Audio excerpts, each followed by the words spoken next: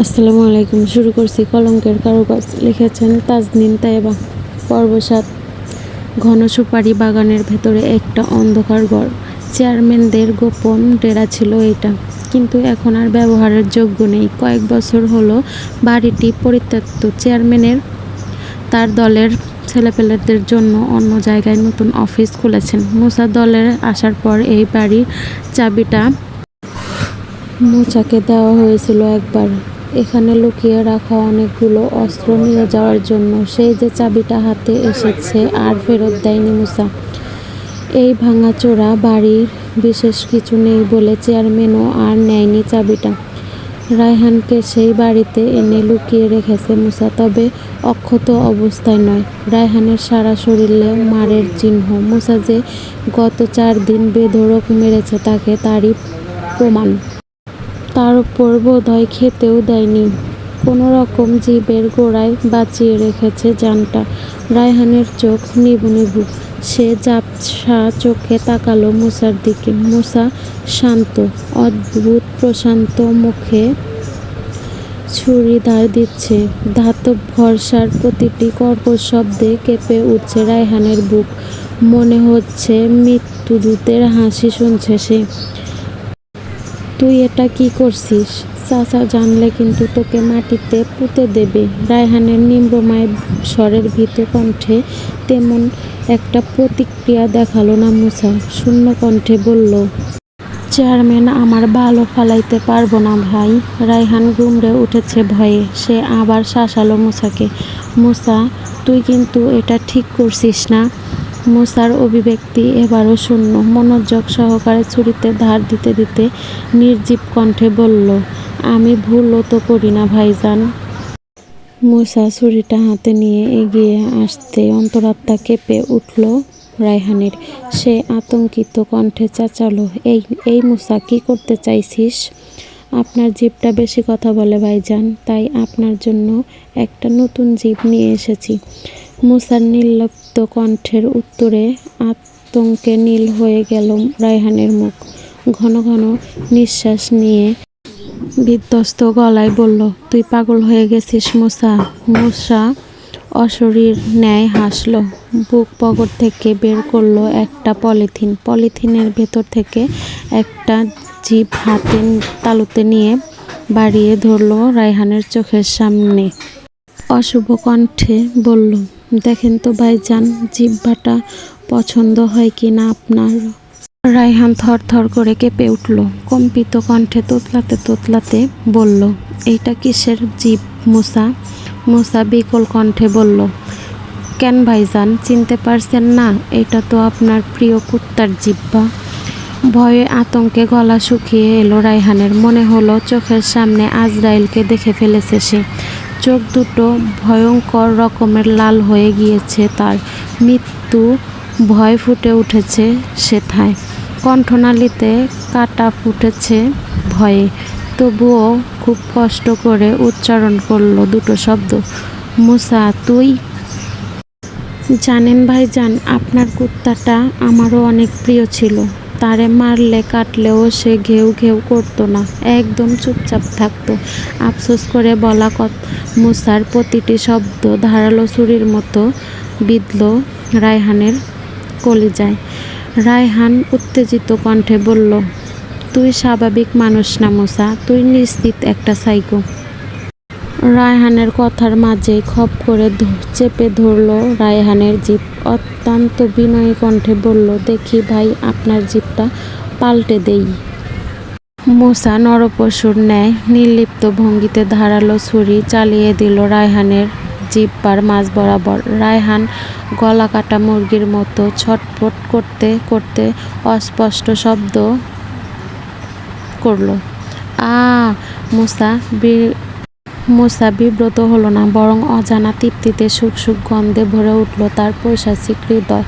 রায়হানের সদ্য কাটা জিভ লাফাতে থাকলো তার হাতের তালুতে। সে শয়তানের মতো তাকিয়ে রইল লাফাতে থাকা জিহ্বার দিকে। এক অজানা মুগ্ধতা সৃষ্টি হলো তার দৃষ্টি ছাপিয়ে।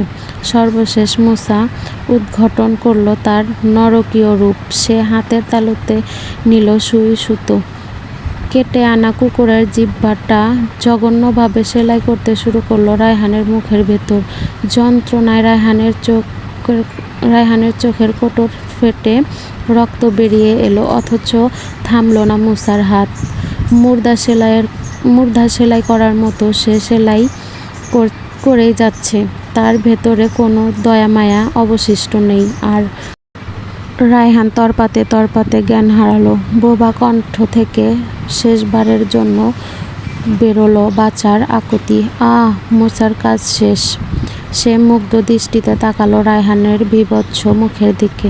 হাস্যোজ্জ্বল কণ্ঠে বলল, জিভটা আপনাকে বেশ মানিয়েছে ভাই। তারপর মাথা ঠুকিয়ে শ্রদ্ধার সাথে বসলো রায়হানের পায়ের কাছে।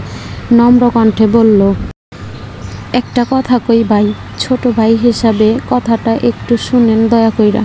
রায়হানের পক্ষ থেকে কোনো উত্তর ভেসে আসে না, যদিও এতে কোনো কিছু এলো গেল না মুসার। সে স্বাভাবিকভাবেই শিষ্টাচারপূর্ণ কণ্ঠে বলল, মাইয়া মানুষ মায়ের জাত, দুনিয়ার সব মাইয়াই তো মা। নার্গিস ম্যাডামের কথা শুনিলে আমার আম্মা কত কষ্ট পাইব বলেন তো। মাইয়া মানুষের ইজ্জতে হাত দেওয়া পাপ ভাই। আপনি মোটেও ঠিক কাজ করেন নাই। শুধু একটা মাইয়া ছাড়া দুনিয়ার সব মাইয়াই আমার মা। আমার মায়ের ইজ্জতে হাত দিয়া আপনি মোটেও কাজটা ঠিক করেন নাই। কথাটা বলেই উঠে দাঁড়ালো মুসা। রায়হানের কেটে নেওয়া জিহ্বাটা পলিথিনে ঢুকাতে ঢুকাতে বিনম্র স্বরে বলল, আপনার জিভটা নিয়ে গেলাম ভাই। আমি আমার আম্মারে রান্না কইরা খাওয়ামো। আমার আম্মা পেট ভরে ভাত খাইব। বেরিয়ে যাওয়ার আগে পুনরায় কোমল কণ্ঠে মিনতি জানিয়ে বলল, দাবি রাইখেন না ভাই, আমি কিন্তু আপনারে আরেকটা জিভ দিয়া গেছি। মুসার মায়ের হাতে পায়ে দড়ি বাঁধছে লিজা। একটু আগে গোসল করানোর জন্য খুলেছিল, তখনই পালাতে নিচ্ছিল সে। বিড়বিড় করে কাককে যেন বলছিল, আমি আসতাছি মোহন মাহতাব, আমি আসতাছি। লিজা তেমন কিছু জানে না। খাদিজার এমন বারবার আত্মহত্যা করতে চাওয়ার পেছনের ইতিহাসও সে জানে না। মহিলা পাগল, মাথা নষ্ট হলে কত কিছুই তো করে অজ্ঞানে। তাই খাদিজার এমন বিড়বিড় করে বলা কথাগুলো পাগলের প্রলোভ হিসেবে নেয় লিজা। কখনো তেমন একটা আগ্রহ দেখায়নি বা বোঝার চেষ্টাও করেনি কিনা কি বলেছে, কেনই বা বলছে। মেয়েটা মুসার মায়ের দেখভাল করে নিঃস্বার্থভাবে, যদিও এর জন্য কখনো মুসার কাছ থেকে ধন্যবাদ বা কৃতজ্ঞতা পায়নি সে। ভালোবাসার কাঙ্গাল মেয়েটা না তো পেয়েছে ভালোবাসা, না তো কখনো মুসার মুখ থেকে শুনেছে ভালো কথা। রাস্তার ওপাশেই মাসুদ কাকার দোকানের পেছনে তাদের ঘর। সে অনাথ। ছোটবেলায় বাবা মা মারা গিয়েছে। বুড়ো দাদি ছোট থেকেই বড় করেছে তাকে। 4 মাস হলো তিনিও মারা গিয়েছেন। তারপর থেকেই এই বাড়িতে ও বাড়িতে কাজ করে পেট চালায়। মুসার মায়েরও দেখভাল করে সেই সূত্রে। মনে মনে ভালোবাসে বলেই না বিনা পরিশ্রমিকে একটা পাগল মানুষকে দেখাশোনা করে সে। অথচ মুসা বোঝে না, কখনো ফিরেও তাকায় না তার চোখের দিকে। মুসা এমন নির্মম প্রেমিক যে চোখের ভাষা বোঝে না, মনের কথা শোনে না। ভাবনার মাঝেই ঘরে ঢুকলো মুসা। লিজার দড়ি বাঁধা প্রায় শেষ। মুসাকে দেখলেই তার কেমন জানি লাগে। ভয় আর অস্বস্তিতে গুলিয়ে যায় সব কিছু, মিয়ে যায় তার কণ্ঠ। মুসা ভাই, আম্মারে মাত্র গোসল করাইয়া দিলাম, পালাইয়া যাইতে নিছিল, অনেক কষ্ট করে সামলাইছি। মুসা ঠান্ডা দৃষ্টিতে এক পলক তাকালো লিজার দিকে, চাপা ক্ষোভ প্রকাশ করে বলল, আমার আম্মারে আর কখনো আম্মা কবি না। মুসার ভারী কণ্ঠে লিজা চিবুক নামালো ভয়ে। শুকনো ঢোক গলাদয় করে বলল, ভুল হইয়া গেছে ভাই। মুসা ফিরে তাকালো না লিজার দিকে। তাকানোর আগ্রহ নেই বলা চলে। সে তার বুক পকেট থেকে পলিথিনের একটা ছোট্ট ব্যাগ লিজার দিকে বাড়িয়ে দিয়ে বলল, ধর। লিজার হাত বাড়িয়ে নিল ব্যাগটা। তবে ভেতরে কি আছে বুঝতে না পেরে জিজ্ঞেস করল, এটা কি মুসা ভাই? জীব। মুসার উত্তরে হকচকালো লিজা। কোনো এক অজানা ভয়ে ড্রিম করে উঠল বুকের ভেতরে। হাত থেকে ছিটকে পড়ে গেল পলিথিন ব্যাগটা। সে অস্পষ্ট আওড়ালো, জীব। মুসা শার্টের বোতাম খুলছিল এক এক করে। লিজার হাত থেকে পলিথিনটা পড়ে যেতে দেখেই মাঝপথে থামল তার হাত। তীক্ষ্ণ দৃষ্টিতে তাকালো লিজার বিভ্রান্ত মুখের দিকে। তারপর আস্তে ধীরে ঝুঁকে গিয়ে মেঝে থেকে হাতে নিল পলি ব্যাগটা। পুনরায় একই ভঙ্গিতে ব্যাগটা লিজার দিকে বাড়িয়ে দিয়ে গা হিম করা অদ্ভুত তরল কণ্ঠে বলল, গরুর জীব, আম্মার অনেক প্রিয়। সুন্দর মতো টুকরা টুকরা কইরা আনছি, তুই শুধু তেল মশলা দিয়ে মজা কইরা রানবি। লিজার বুকের ওপর থেকে পাথর নামলো বোধহয়। বড় করে একটা শ্বাস ফেলে হাত বাড়িয়ে নিল ব্যাগটা। নরম কণ্ঠে বলল, আচ্ছা ভাই, আপনি তাইলে গোসল কইরা আসেন। লিজা চলে যেতেই বিছানার সাথে বেঁধে রাখা খাদিজার পায়ের কাছে চুপটি করে বসে পড়ল মুসা। তারপর খাদিজার পায়ের তালুতে আলতো চুমু খেয়ে ডাকলো, আম্মা। খাদিজা ঘুমিয়ে নেই, জেগে আছে, তবে টুসব্দি করল না, সারা অবধি দিল না মুসার ডাকে। মুসা জানে উত্তর আসবে না। তার মা তার মাথায় হাত রেখে ডাকবে না বাবা বলে, তাই সে নিরাশ হলো না, একদমই না। না হওয়ারই কথা। যেখানে আশার বীজ নেই সেখানে নিরাশ জন্মাবে কোথায়? মুসার খড়খড়ে গলায় আবার বলল, আনাড়ি করো না আম্মা, পালানোর চেষ্টা করো না, তোমার তো স্বপ্ন পূরণ বাকি। মৃত্যু ব্যতীত আমার কোনো স্বপ্ন নেই মুসা মাহতাব। এতক্ষণে উত্তর ভেসে এলো খাদিজার পক্ষ থেকে। মায়ের উত্তর পেয়ে ভিজে এলো মুসার চোখ। মায়ের কোমল পায়া দুটো জড়িয়ে ধরে বলল, আম্মা, তুমি একদিন কইছিলা আমি যেন চাকরি করি, তুমি কি আমার চাকরি পাওয়ার অবধি পাশে থাকবা না? চাকরি? হ আম্মা, আমি তোমার কথা পূরণ করার জন্য একটা চাকরি খুঁজতাছি আম্মা। মোহন মাহতাবের এত বড় কোম্পানি থাকতে চাকরি কেন খুঁজতেছো তুমি? MMK ইন্ডাস্ট্রির CEO পদে জয়েন করো।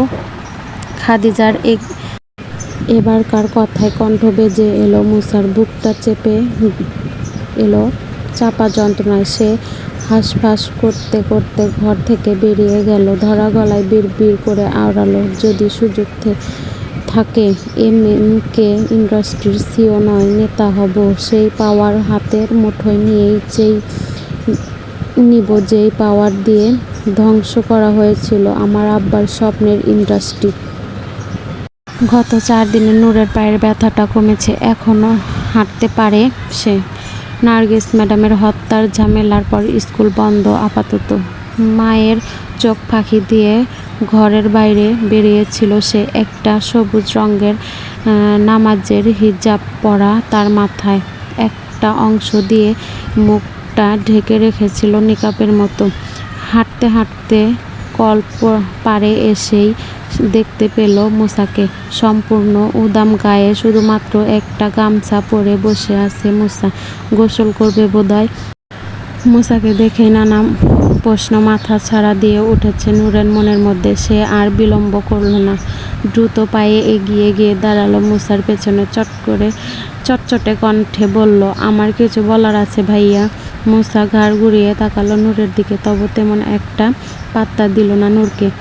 খুঁচিতে গুজে রাখা সিগারেটের প্যাকেটটা বের করে এক করে রাখলো দু ঠোঁটের ভাঁজে। তারপর ম্যাচের বাক্সটা খুলতেই দেখতে পেল একটাও কাঠি নেই সেখানে। সে চোখ তুলে তাকালো নূরের মিনসে মুখের দিকে। ম্যাচের বক্সটা অদূরে ছুঁড়ে মেরে একরোখা কণ্ঠে বলল, ম্যাচের কাঠি শেষ, যা তোদের রান্নাঘর থেকে নিয়ে আয়। নূরের মুখটা চুপসানো, যদিও মুসার দেখার উপায় নেই। মাথায় বড়সড় একটা হিজাব, চোখ বাদে সম্পূর্ণ মুখ ঢাকা তার। সে বিষাদ কণ্ঠে বলল, গোসল করার সময়ও সিগারেট খাবেন? মুসা তেমন একটা প্রতিক্রিয়া দেখালো না, চাপা স্বরে বলল, এইটা সিগারেট না, এইটা বিড়ি, আকিস বিড়ি। নূর বিরক্তিতে কটমট করে তাকালো, কোনো রকম শব্দ না করে ধূপধাপ পা ফেললো রান্নাঘরের দিকে। হাতে একটা লাইটার নিয়ে ফিরেও এলো কয়েক মিনিটের মধ্যে। তারপর লাইটারটা মুসার সামনে ধরে ঝাঁঝালো কণ্ঠে বলল, এই নেন। মুসা নিরাবেগ ভঙ্গিতে লাইটারটা হাতে নিয়ে আগুন ধরালো সিগারেটে। এদিকে অভ্যন্তরীণ ক্রোধে বিড়বিড় করছে নূরের শরীর। সে দমিত স্বরে বলল, এবার আমার প্রশ্নের উত্তর দিন। নূরের প্রশ্ন করার জন্য উদ্যত হতেই মুসা আবার বলল, কল চেপে দে। নূর তিক্ত বিরক্ত হয়ে চোখ রাঙিয়ে তাকালো, তবে কোনোরূপ শব্দ ব্যয় করল না। এবারও চুপচাপ কল চেপে পানি ভর্তি করতে শুরু করলো বালতিতে। কয়েক মিনিটের মধ্যে এই কাজটিও সম্পূর্ণ করলো সে। তপ্ত শ্বাস ফেলে আবার প্রশ্ন করতে চাইল, স্কুলের ঘটনা। জাইঙ্গাটা নিয়ে আয়, খাটের উপর আছে। মুসার এবারকার কথায় রাগে আগুন জ্বলে উঠল নূরের মাথায়। ভীষণ ক্ষুব্ধ হয়ে দাঁতে দাঁত চেপে বলল, ওসব নোংরা জিনিস স্পর্শ করতে পারবো না আমি। নাটক মারায়। কথাটা বিড়বিড় করে কোমরের বাঁধা গামছাটায় হাত লাগালো মুসা। নূর তখনও দাঁড়িয়ে আছে শক্ত হয়ে। প্রশ্নের উত্তর না জেনে সে এখান থেকে যাবে না। সে জানতে চায় নার্গিস ম্যাডামের হত্যার সাথে মুসার কোনো রকম হাত আছে কিনা। সেই দিন কেন এভিডেন্স সরিয়ে ফেলার কথা বলেছিলেন তারা। এই সব কিছুর উত্তর তো তাকে জানতেই হবে। কথাগুলো ভাবতে ভাবতেই দুহাত হিজাবের খামচে ধরে দাঁড়িয়ে রইল নূর। এদিকে নূরকে এমন বেহায়ার মতো দাঁড়িয়ে থাকতে দেখে রেগে গেল মুসা। দুই হাতে কোমরে বাঁধা গামছাটা দুই দিকে সরিয়ে নিয়ে রাগচটা কণ্ঠে ধমকে বলল, দাঁড়াইয়া আসোস কেন? কাশফুলের বাগান দেখবি? আয় দেখাই। সঙ্গে সঙ্গে চোখ খিচে বন্ধ করে নিল নূর। এমন কুৎসিত দৃশ্য দেখার আগেই মরণ হোক তার। কি জঘন্য রকম খারাপ এই মানুষ। লজ্জা শরমের লও তো এই লোকের মধ্যে অবশিষ্ট নেই মনে হচ্ছে। নূর চোখ বন্ধ করে রেখেই ঘৃণিত কণ্ঠে বলল, ছি, এত নোংরা কেন আপনি? চোখের সামনে থেকে যা। মুসার গমগমে কণ্ঠে শির দ্বারা শক্ত করে দাঁড়ালো নূর। দম বন্ধ করে এক নিঃশ্বাসে বলল, এতগুলো কাজ করিয়েছেন যখন, প্রশ্নের উত্তর না জেনে যাব না আমি। কোনোরূপ প্রত্যুত্তর করল না মুসা। নূরের চোখ একইভাবে বন্ধ। নূর ভেতরে কার ক্রোধ দমিয়ে রেখে দমিত কণ্ঠে বলল, ম্যাডামকে ধর্ষণ করে আগুনে পুড়িয়ে দেওয়া হয়েছে। মুসার প্রতিক্রিয়া দেখালো না এবারও। তামাটে ঠোঁটের ভাঁজে সিগারেটের শুক টান দিতে ব্যস্ত সে। নূরের এসব আজাইরা প্রশ্ন তার কাছে পাগলের প্রলাপ ছাড়া আপাতত আর কিছুই মনে হচ্ছে না। নূর কিছুক্ষণ চুপ থেকে আবারও বলল, কাজটা আপনি করেননি তো? সিগারেটে ধরে রাখা মুসার হাতটা এক মুহূর্তের জন্য থামল। মুসা শান্তভাবে নিজের মুখটা এগিয়ে নিয়ে রাখল নূরের কানের কাছে। দাঁতে দাঁত চেপে হিসিয়ে বলল, বুড়ি চোদার টাইম নাই আমার। তো আসসালামু আলাইকুম। এই পর্বটা এই পর্যন্তই। কেমন লাগছে সবার অবশ্যই কমেন্টে জানাবেন। আর একটু সাবস্ক্রাইব করে লাইক দিয়ে দিও। ধন্যবাদ সবাইকে। আল্লাহ হাফেজ।